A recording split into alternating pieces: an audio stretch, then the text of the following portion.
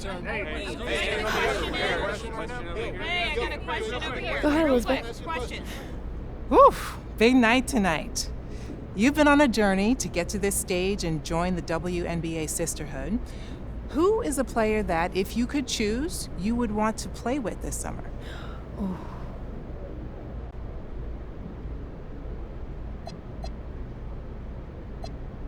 Look, Caitlin Clark changed the game.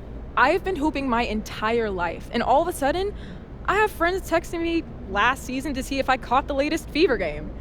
The expectations were so high. Arenas selling out everywhere she went. As a rookie coming into this league, I mean, that's the impact I want to make. I mean, she is a star in this league, and the game is better for having her in it. Have you thought about what you're going to say when that interaction happens? Wow. I wish that I could sit here and tell you that I'd be a poised young lady. But she actually came and gave a talk at my school one year, and to be really honest with you, I can't tell you a word she said. I just couldn't hear her over the sounds of my internal screams. Just like one big loud scream, just on a loop the entire time. So yeah, I'm not super optimistic about keeping my cool. But I would love to ask for a jersey or a signature or something, though. That'd be awesome. Yeah, I'm sure you'll be absolutely fine. Thank you. On another note, the league is at a fascinating growth point right now, with viewership skyrocketing. How much of the WNBA did you watch growing up? And does the history of the game inform at all where you want to land?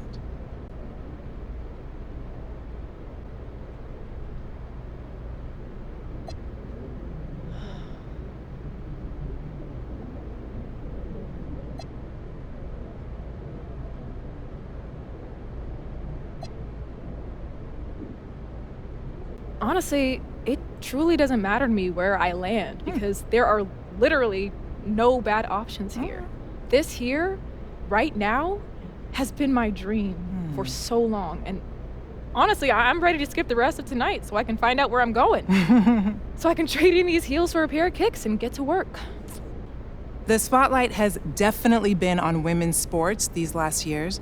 How much do you think that on-court rivalries play a factor in the growth of the league? And do you think that these storylines are good for the game? Oh, I love the way that stories are being told right now. And I think that has fueled those rivalries that you're talking about. Look at Angel and Caitlin. They faced off in the national championship in college, and their fans have followed them to the WNBA. Every matchup between those two is must-see TV.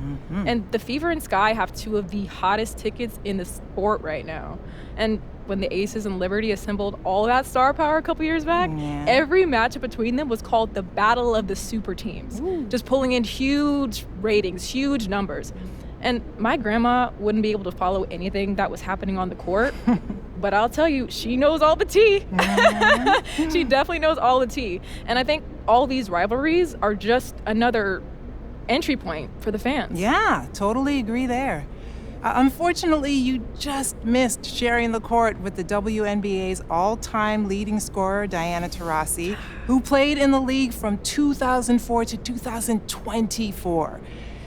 She brought a ton of that spice you were talking about for so long. What part of her legacy speaks to you the most?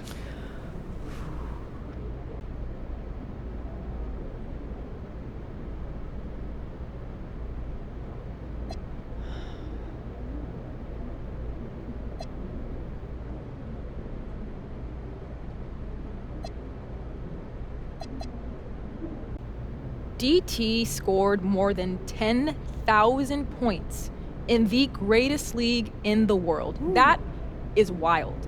2 decades, she just kept putting up buckets. That longevity is incredible. The hours that she spent in the gym when the lights were low and the stands were empty so that she could shine when it mattered the most. As someone who loves to score, she is my GOAT. Best to ever do it.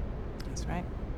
For the fans who might not know you yet, what do they need to know, either on or off the court?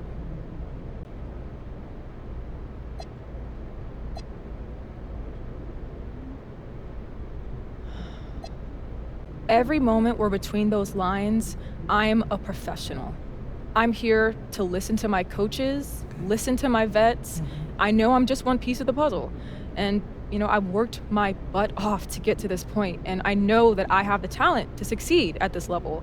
And wherever I land, those fans will be proud to have me repping them and their city. That's right. Okay, so I want to shift gears quickly for a couple of rapid-fire questions so new fans can get to know you. First, when it comes to a city, do you prefer a bigger metropolis vibe or a smaller, more intimate one?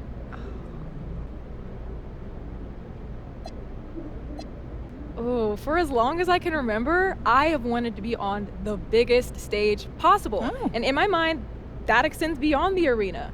I want a crowd everywhere I walk, team billboards up all over, restaurants open late so I can snag a bite after game night wraps up. I love the hum of a big city. I love it. The pulse of the people. I feed off of that energy. So, big city. Let's keep this one easy. Favorite color?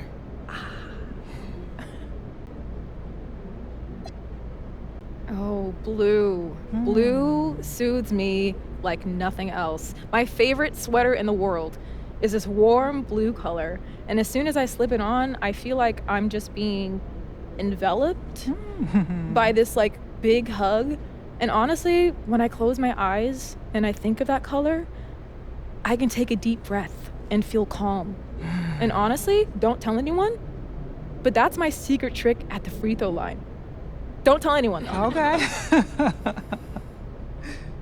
How about this? On a day when you've got nothing scheduled and you can just relax on the couch, what is your go-to cheat meal? Oh.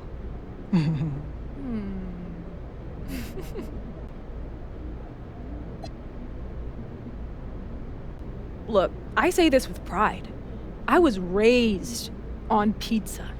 It was actually a part of the food pyramid in my house growing up, at the bottom of the most essential needs. Yeah, that was pizza. And after every club game, my dad, who was our coach, shout out to the Squirrels teammates, never forget that. We would go down to this pizza shop on Main and just take down several pies. Just take it down. And before you try to follow that up, what we're not about to do is catch me up about what city makes the best pizza. Oh. We're not doing that. I'm not trying to tank my career minutes before getting drafted. Thanks. Okay, I'm definitely not trying to get you in trouble. Okay, let's bring it on back to basketball. Let me ask you, does it matter to you where you're selected in the draft order?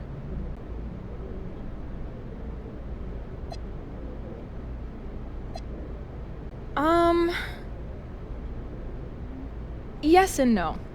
How is that for an answer? Look, this is the toughest professional league in the world when it comes to cracking a roster, and it just keeps getting harder and harder the further you are along in the draft order. And there was that documentary, The 144, 2 years back, and I know we're up to 156 for the Valkyries, but still.